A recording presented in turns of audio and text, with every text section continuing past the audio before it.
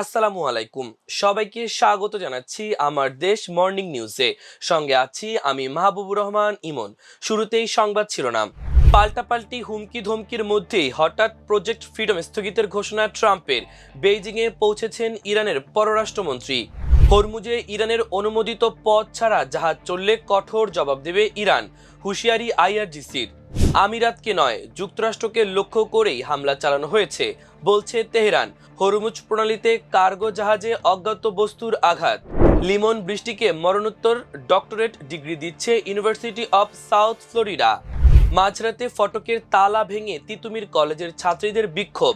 হলে রাজনীতি নিষিদ্ধের দাবি। ব্যানার অপসারণকে কেন্দ্র করে ঢাবির মহসিন হলে ছাত্রদল ও হল সংসদের নেতাদের উত্তেজনা। শুনছিলেন সংবাদ শিরোনাম, এবার বিস্তারিত। পাল্টাপাল্টি হুমকি ধমকির মধ্যেই হঠাৎ প্রজেক্ট ফ্রিডম স্থগিতের ঘোষণা করেছেন মার্কিন প্রেসিডেন্ট ডোনাল্ড ট্রাম্প। নিজের মালিকানাধীন সামাজিক যোগাযোগ মাধ্যম ট্রুথ সোশ্যালে ওয়াশিংটনের স্থানীয় সময় মঙ্গলবার দেওয়া এক পোস্টে ট্রাম্প দাবি করেছেন, ইরানের সঙ্গে আলোচনায় অগ্রগতি হওয়ায় হরমুজ প্রণালীতে সামরিক অভিযান প্রজেক্ট ফ্রিডম স্থগিত করছি। ট্রাম্প জানান, পাকিস্তান সহ কয়েকটি দেশের অনুরোধ এবং ইরানের সঙ্গে চূড়ান্ত চুক্তির বিষয়ে অগ্রগতির কারণেই এই সিদ্ধান্ত হয়েছে। তবে তিনি স্পষ্ট করে বলেন, ইরানের বন্দরে যুক্তরাষ্ট্রের নৌ অবরোধ পুরোপুরি কার্যকর থাকবে।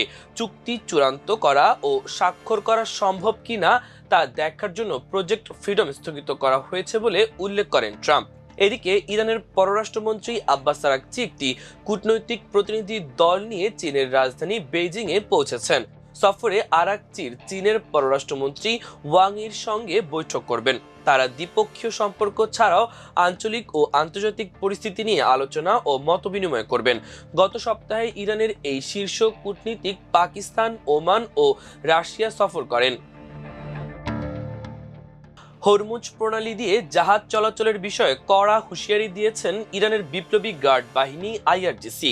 তেহরানের অনুমোদিত রুট বা পথ ছাড়া অন্য কোনো পথে জাহাজ চললে কঠোর জবাব দেওয়া হবে বলে জানিয়েছে তারা।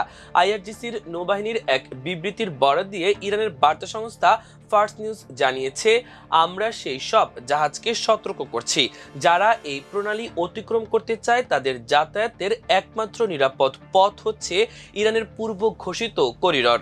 বিবৃতিতে আরও বলা হয়েছে, নির্ধারিত পথ এড়িয়ে অন্য পথে জাহাজ সরিয়ে নেওয়া অনিরাপদ এবং এমনটি করা হলে আইআরজিসি নৌবাহিনী তার চূড়ান্ত ও কঠোর জবাব দেবে। সংযুক্ত আরব আমিরাতকে লক্ষ্য করে হামলা চালানোর অভিযোগ অস্বীকার করেছে ইরান। দেশটি বলেছে, যুক্তরাষ্ট্রই ছিল তাদের হামলার একমাত্র লক্ষ্য। ইরানের পররাষ্ট্র মন্ত্রণালয়ের মুখপাত্র এক বিবৃতিতে কথা জানান। বিবৃতিতে বলা হয়েছে, ইরান তার স্বার্থ ও জাতীয় নিরাপত্তা রক্ষায় প্রয়োজনীয় ও উপযুক্ত যে কোনো পদক্ষেপ নিতে পিছপা হবে না।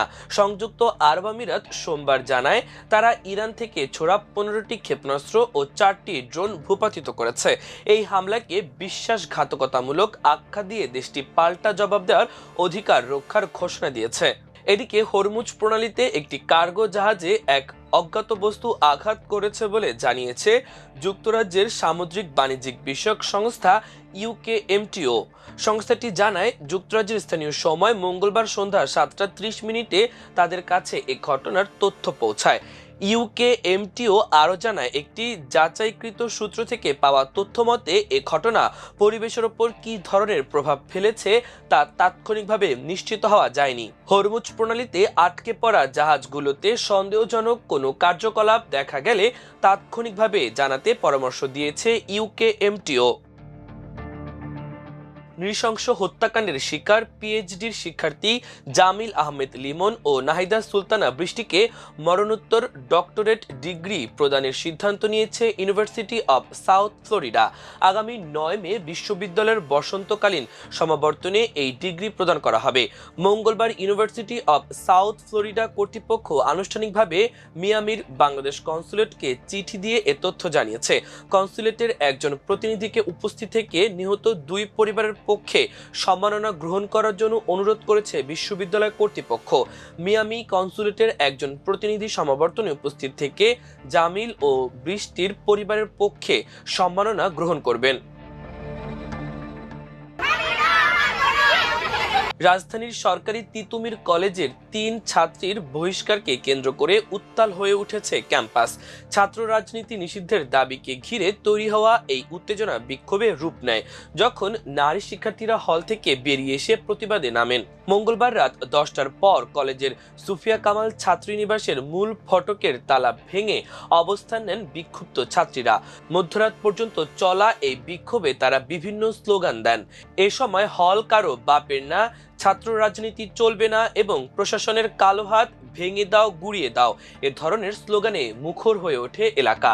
শিক্ষার্থীদের অভিযোগ, ছাত্র রাজনীতি নিষিদ্ধের দাবি তোলা এবং সম্প্রতি ঘোষিত ছাত্রদলের হল কমিটি নিয়ে প্রতিবাদের জেরেই ৩ শিক্ষার্থীর বিরুদ্ধে ব্যবস্থা নেওয়া হয়েছে। তাদের দাবি, কোনো ধরনের সুষ্ঠু তদন্ত ছাড়াই ওই ৩ ছাত্রীকে হলের সিট থেকে বহিষ্কার করেছে প্রশাসন।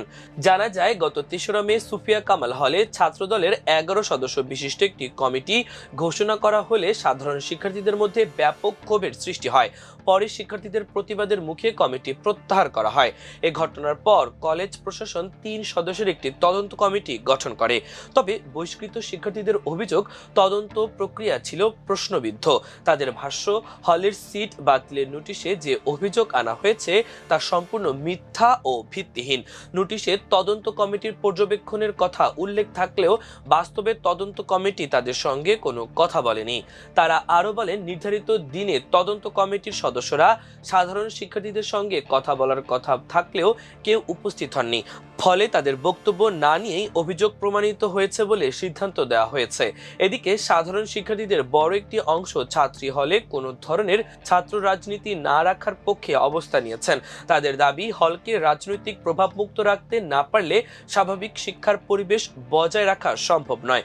বিক্ষোভরত শিক্ষার্থীরা জানিয়েছেন, বহিষ্কারের সিদ্ধান্ত প্রত্যাহার, নিরপেক্ষ তদন্ত এবং ছাত্রী হলে ছাত্র রাজনীতি বন্ধের বিষয় সুস্পষ্ট সিদ্ধান্ত না আসা পর্যন্ত তারা আন্দোলন চালিয়ে যাবেন। এদিকে মঙ্গলবার রাত 10টার পর ঢাকা বিশ্ববিদ্যালয়ের হাজী মোহাম্মদ মহসিন হল সংসদের সংস্কৃতি সম্পাদকের ওপর শাহবাগে হামলার ঘটনার বিচার দাবিতে হল সংসদের ব্যানার টানানোকে কেন্দ্র করে হল সংসদ ও একই হলের ছাত্র দলের মধ্যে উত্তেজনা সৃষ্টি হয়। জানা গেছে, গত সোমবার মহসিন হল সংসদের ব্যানারে হলের সাংস্কৃতিক সম্পাদক সাংবাদিক মোহাম্মদ জুলহাসকে শাহবাগে মারধরের ঘটনায় হল ছাত্রদলের যুগ্ম আহ্বায়ক সাজ্জাদ হোসেন রবিনকে হামলাকারী হিসেবে উল্লেখ করে তার ছবি সম্বলিত ব্যানার টানানো হয়। ব্যানারটিতে হামলার দৃশ্যেরও ছবি ছিল। তবে গতকাল রাতে ওই ব্যানার খুলে ফেলতে যায় হল ছাত্রদলের নেতাকর্মীরা। এ সময় হল সংসদের নেতাকর্মীরা বাধা দিলে ছাত্রদলের সঙ্গে উত্তেজনা সৃষ্টি হয়। পরবর্তীতে হল ছাত্রদল তা সরিয়ে ফেললে মঙ্গলবার পুনরায় একই ব্যানার টানায় হল সংসদ। পরে ছাত্রদল সেটিও ছিঁড়ে ফেলে। তৃতীয়বারের মতো হল সংসদের নেতারা আবার ব্যানার টানালে সেটি খুলতে গেলে ছাত্রদলকে বাধা দেয় হল সংসদ। এরপর পরিস্থিতি উত্তপ্ত হয়ে ওঠে এবং এক পর্যায়ে তা কথা কাটাকাটি ও ধাক্কাধাক্কিতে গড়ায়। পরে রাত 11:30টায় হল সংসদ সংবাদ সম্মেলন করে। এতে তারা অভিযোগ করেন, ঘটনায় এক শিক্ষার্থী আহত হয়েছেন। সংবাদ সম্মেলনে হল সংসদ নেতারা বলেন, হলের একজন সম্পাদক আহত হলেও হল প্রভোস্ট কোনো খোঁজ খবর নেননি এবং বিচার প্রক্রিয়াতেও কোনো ভূমিকা রাখেননি। তারা আরও অভিযোগ করেন, প্রভোস্টকে ফোন করেও পাওয়া যায়নি। প্রিয় দর্শক, আমাদের আজকের মর্নিং নিউজের আয়োজন এ পর্যন্তই। সবাই ভালো থাকুন, সুস্থ থাকুন, আমাদের সে সঙ্গেই থাকুন। এতক্ষণ সঙ্গে থাকার জন্য অসংখ্য ধন্যবাদ। আল্লাহ হাফেজ।